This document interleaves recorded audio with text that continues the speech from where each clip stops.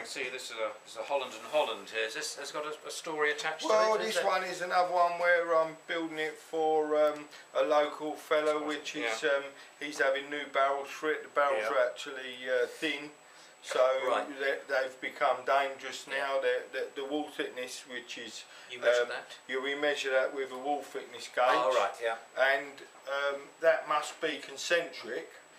And the walls must be down to 1/1000 of an inch even on all the walls, because what happens is some old guns can't be like this because they've repaired and they get thin in points where they've had damage.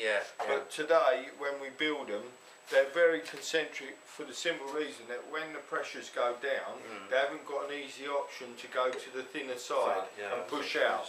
Sometimes you can get the tumbling and the of shot where they actually drive themselves on the thinner side and work the wad round, which causes a restriction. You know. Oh right, yes. So you know that's today. It's very important to have your barrels checked by someone qualified. On a regular basis. Because cars are checked. That's right, MOTs. Very often for safety. You know, seat belts and other points, but.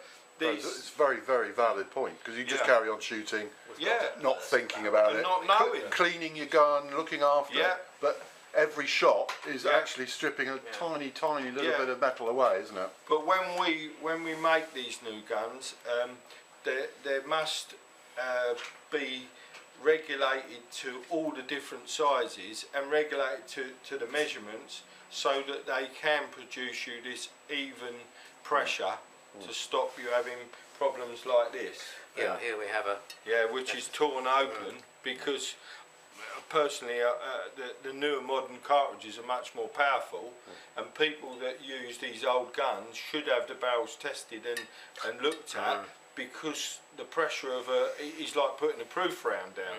So check your barrels out. They can be fairly thin, but there's some minimum measurements which I think. So where would you go to get your barrels checked? Would you take them to your? Come to our workshop or come to the shows, you know, the game fairs, and you know. That's a very good point. So you could literally bring your gun along. Bring your gun along. We offer a free service at the game fair to keep busy, and anyone's coming along generally with their gun, or they're doing a bit of shooting, or they just want a valuation or we produce a sheet with some measurements and sizes, and I tell them, because on the bore of a shotgun, it's also got a lifespan of a bore measurement, which is generally about 10 thou, and if it goes beyond that, the gun is unsafe and has to be proofed.